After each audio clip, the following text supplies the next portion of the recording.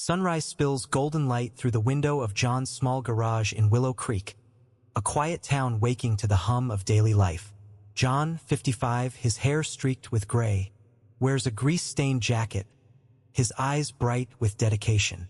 He leans over an old Ford, tightening a bolt with a mechanic's precision. The scent of motor oil blends with coffee brewing in a corner machine. This garage is John's world, where truckers and elderly women in vintage Buicks are met with a warm smile. Customers love him for his skill and the way he makes them feel valued. John lives simply in an apartment above the garage, sending most of his earnings to Lily, his daughter, a college sophomore studying law. Lily is his pride, the reason he rises early despite aching joints and calloused hands.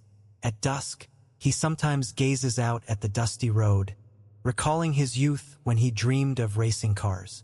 Now, his goal is bigger, keeping this garage his legacy so Lily can be proud of her father. Today, the garage's peace shatters. A Rolls-Royce Phantom roars in, kicking up dust. Victor Kane steps out, towering in a sleek suit, his polished shoes stark against the oily concrete. The crowd falls silent, sensing his menace. Victor tosses his keys to the ground near John's boots. "Fix my car now," he snarls, voice thick with arrogance. "In 1 hour or I'll buy this dump and toss you out." The keys clatter, a sharp challenge. An elderly woman, a regular, whispers, "Thinks his money owns everything?" John looks up, his gaze steady. He picks up the keys, wipes them clean with his sleeve, and says calmly, "I'll check your car, but others are waiting." Victor smirks, stepping closer, jabbing a finger at John. "You don't know who I am, old man." The crowd murmurs, some looking away, intimidated. But John doesn't budge. He returns to the Ford, heart pounding. He's faced bullies like Victor, men who wield power to crush others. But today, a fire sparks inside him. This isn't just about the garage. It's about his dignity, Lily's pride, and Willow Creek's soul. In the dim light of his Willow Creek garage, John grips the Rolls-Royce keys left by Victor Kane, the echo of the car's tires fading. His mind drifts to dusty roads and roaring engines from 30 years ago. At 25, with jet-black hair and a bright smile, John stood by a homemade race car, sweat shining in the sun. A star in local races, he won trophies on small-town tracks, earning the nickname Willow Creek's Lightning. He dreamed of NASCAR glory, but fate changed his course. When his wife, Emma, died of cancer at 28, their daughter, Lily, was just 3. That night, John held Emma's hand in the hospital, vowing to give Lily a good life. He sold his race car, quit racing, and opened the garage. Early on, he worked 16-hour days, fixing trucks and bikes to pay rent and buy formula for Lily. At night, staring at a family photo, he told himself, "Fame can wait. She needs a future." John raised Lily on integrity, sharing stories like refusing to fix a smuggler's car despite a tripled fee. "Money comes easy, honor doesn't," he'd say, voice steady. Lily grew into a strong woman, now studying law to fight for the vulnerable. She calls weekly, sharing dreams of becoming a lawyer.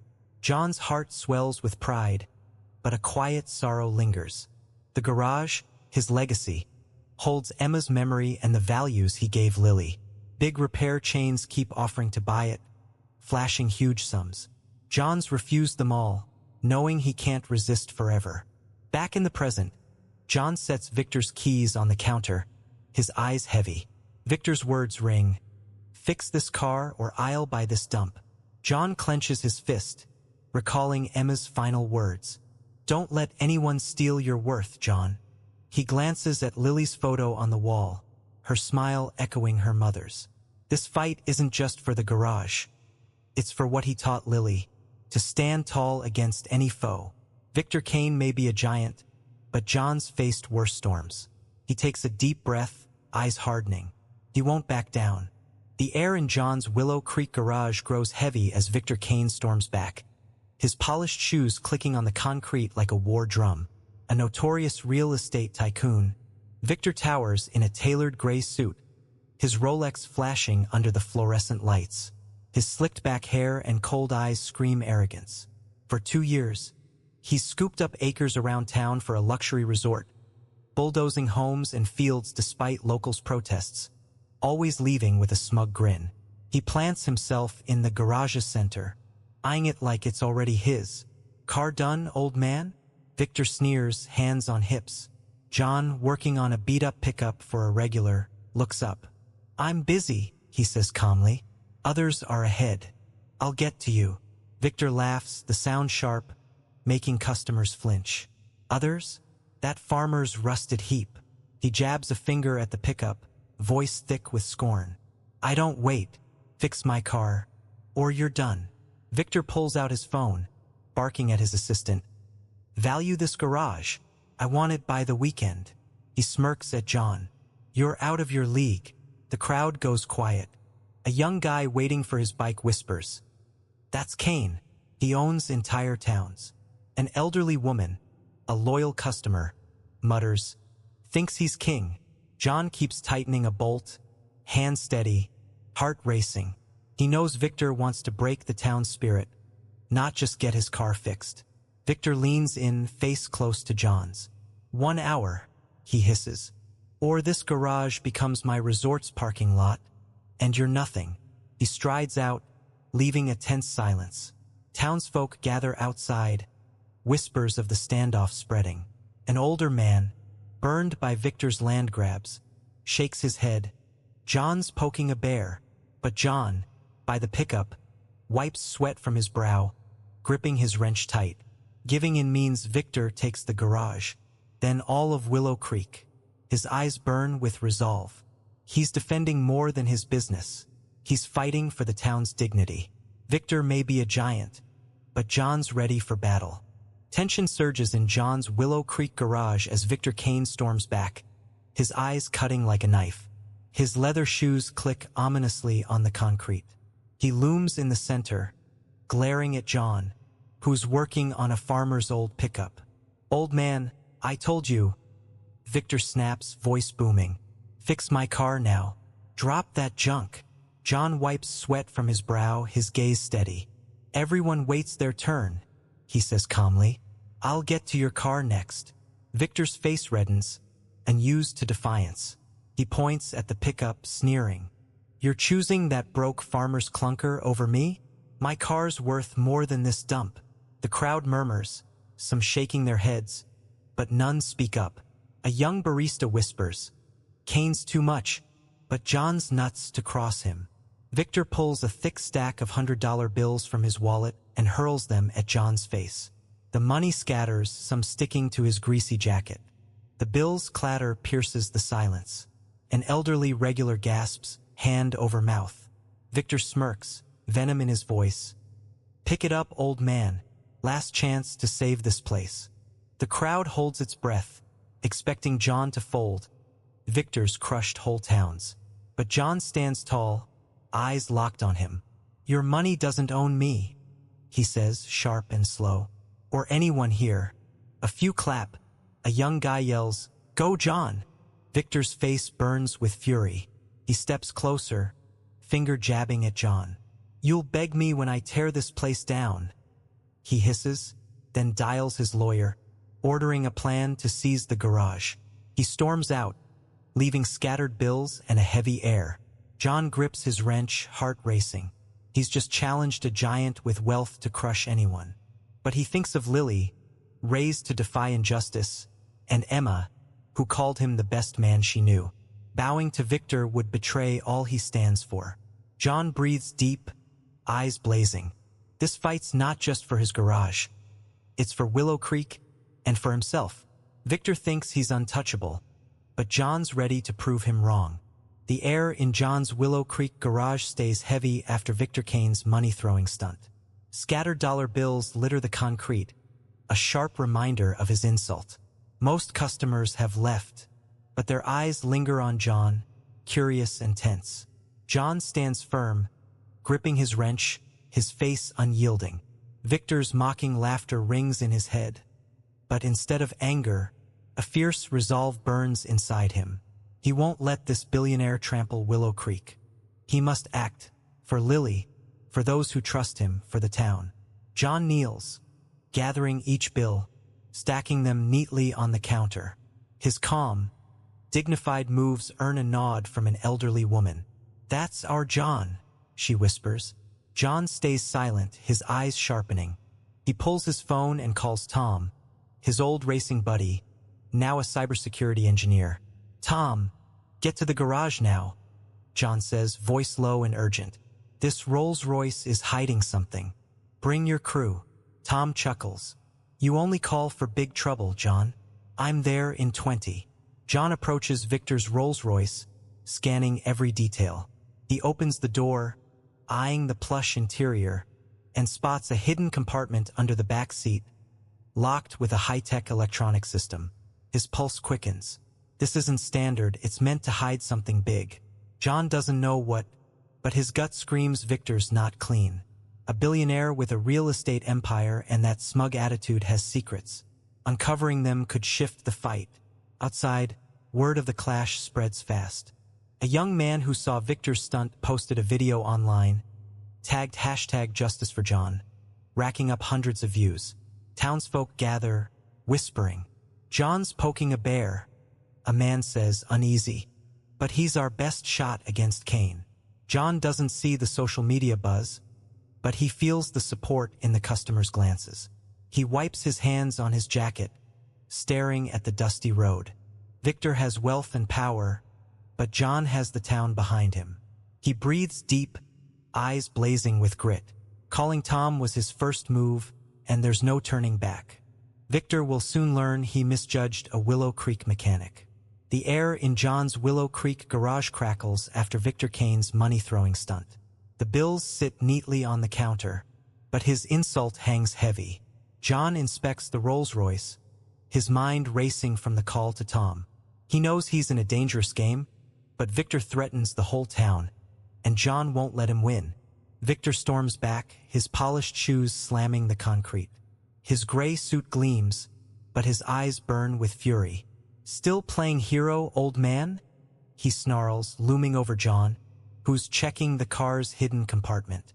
"Fix my car now, or I'll blacklist your suppliers and shut you down." The crowd gasps, some stepping back, cowed by his power. A young guy whispers, "Kane's ruthless." John stays calm, noting the compartment's electronic lock, his suspicion growing that Victor's hiding something big. "You don't scare me," John says, eyes on the car. "This town's tougher than you think." Victor laughs, venomous. "You're a nobody. By Monday, you're finished." He jabs a finger at John's chest, hissing, "Last chance. Get to work, or you're done."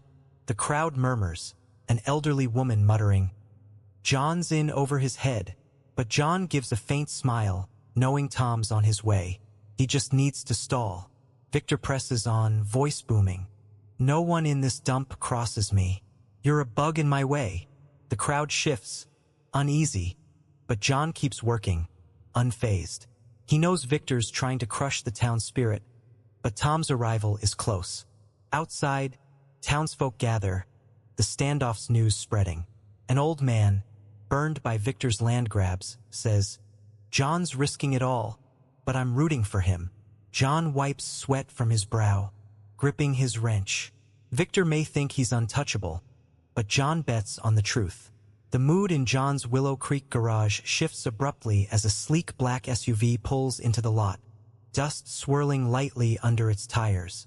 The door swings open and Tom, a lanky man with thick glasses and graying hair, steps out, followed by 3 tech engineers in matching polo shirts and 2 former racers, their confidence echoing their track days.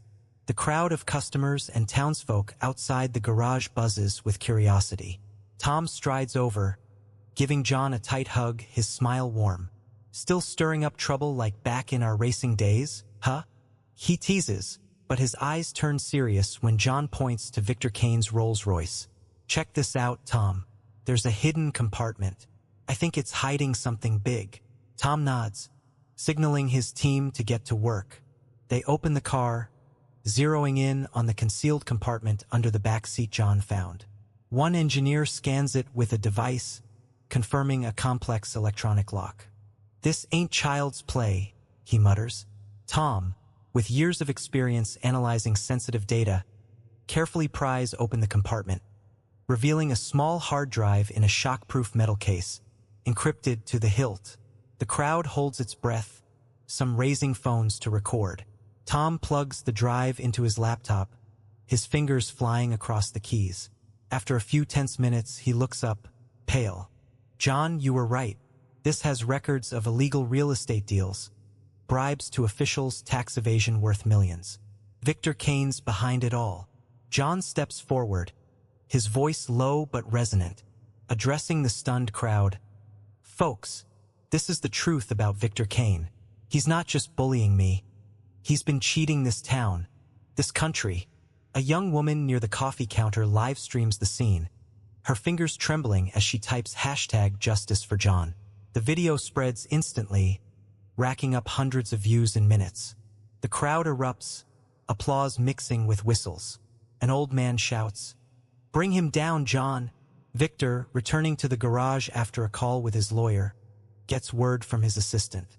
He charges in, face flushed, yelling, "Who gave you permission to touch my car?" But when he sees the hard drive in Tom's hand and John's unwavering stare, his voice falters. That's not mine," he stammers, but the crowd jeers, unconvinced. John steps closer, locking eyes with Victor. "You thought you could buy everything, land, people, the truth. But today you're done." The applause roars, drowning out Victor's growls. He stumbles back, feeling small for the first time before a mechanic. The townsfolk, once cowed by Victor, now stand tall, their eyes defiant. A young man raises his phone, shouting, "The whole world's watching Kane." Victor, ashen-faced, realizes he's trapped. John, standing in the garage, hands still greasy, doesn't smile, but his eyes shine with pride. He didn't just uncover Victor's secret.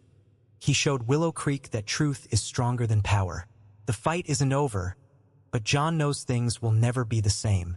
Inside John's Willow Creek garage, the air crackles with tension. The hard drive revealing Victor Kane's illegal deal sits in Tom's hand, its secrets glowing on the laptop screen, lighting up the billionaire's pale face. Farmers, housewives, and townsfolk pack the garage, their eyes fierce. Victor, once arrogant, trembles, struggling to hold his composure. He raises a shaky hand. "John, let's deal. $1 million, no, 2. Name your price." The crowd jeers, laughter echoing, but John shakes his head, gaze steady. "I don't want your money, Kane," he says, voice sharp. "I want justice for this town." Tom steps up, holding the hard drive high, his voice ringing out. "This data's with the IRS and feds now. Bribes, tax evasion, crooked deals, all exposed." He nods at a young woman live streaming. "This video's going viral. The country's watching Kane." Victor's face pales, eyes darting like a trapped animal. "No proof. It's slander." He snaps, but dozens of phones record his words, silencing him. The hashtag #JusticeForJohn trends, the live stream hitting thousands of views in minutes. The crowd closes in fearless. A farmer, who lost land to Victor, shouts, "Get out, Kane!" An elderly woman adds, "You're not welcome here." Victor stumbles back, shrinking for the first time. He looks to John for mercy, finding only resolve. John steps forward, voice calm but firm. "You bought land, scared people, thought you could buy the truth. But Willow Creek's not yours. Our dignity's not for sale." Applause roars, drowning Victor's stammers. He turns to his Rolls Royce, but the crowd blocks him, forcing one last face-off with John. Victor's voice quakes. "I'll leave. Just stop the data." John shakes his head. "Too late, Kane. Truth's out." Stripped of pride, Victor slinks to his car and speeds off, the crowd cheering wildly. John stands tall, hands greasy, eyes shining with pride. He didn't just save his garage, he proved the town could fight injustice. Townsfolk surround John, some clapping his shoulder. An old man says, "You did the impossible, John." The live streaming girl beams. This video's blowing up. John offers a small smile, gazing at the dusty road outside. Victor's gone, but this victory belongs to Willow Creek. He breathes deep, ready for what's next. The fight may continue, but John and the town will never back down. A week after the showdown at John's Willow Creek garage, the town feels reborn, free from the shadow of Victor Kane. The small garage buzzes with customers, locals and visitors from nearby towns, all eager to meet the mechanic who toppled a billionaire. Pickups, motorcycles, and new sedans crowd the lot, but John stays the same. Grease-stained jacket, warm smile, hands deftly fixing bolts. Customers leave with more than repairs. They carry stories of John's courage, inspired to face their own challenges. The local paper splashes John's story across the front page. Mechanic saves Willow Creek. It details how he exposed Victor's illegal deals, bribery, tax evasion, grabbing national headlines. Under pressure from investigators and a social media storm, Victor appears on TV, haggard, issuing a public apology. He pledges reparations, including a hefty sum for Willow Creek. John doesn't keep the money. He starts the Emma Scholarship Fund, named for his late wife, to send poor kids to college. It's what Emma wanted. He tells a reporter, voice steady. Education shapes our future. Lily, John's daughter, rushes home from college. She steps into the garage, green sweater bright, hair tied high, and hugs her father tight. "You're the best, Dad," she says, eyes misty. John chuckles, ruffling her hair. "Just doing what's right, kid." Lily notices a new sign above the garage, "Where dignity wins." Customers pin notes on the walls, scraps reading, "Thank you, John," or "Our pride." An elderly woman, who saw Victor's stunt, grips John's hand. "You gave us courage to stand up, not just to Kane, but anyone." Willow Creek transforms. Folks who once feared Victor now stand tall, talking freely. A farmer, once stripped of land by Kane, starts town meetings to protect local rights. The young woman who live-streamed the clash becomes a social media star, advocating for justice. John never chased fame, but he's a symbol now. His garage isn't just a shop. It's a beacon, proving one honest man can change a town.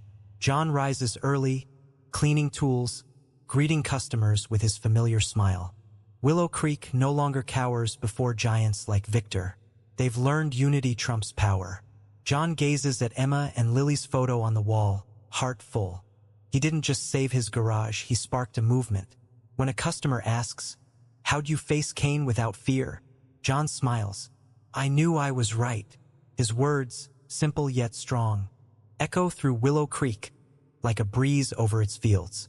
A month after defeating Victor Kane, Willow Creek shines under summer sun, alive with excitement for a charity race organized by John and Lily. The main street bursts with colorful flags and balloons, kids' cheers mixing with roaring engines. John's garage, a symbol of integrity, anchors the event. Race cars, homemade rigs, and vintage classics speed past the starting line, sparking memories of John's days as Willow Creek's lightning. Crowds of farmers, workers, and families from nearby towns pack the sidelines, swept up in celebration.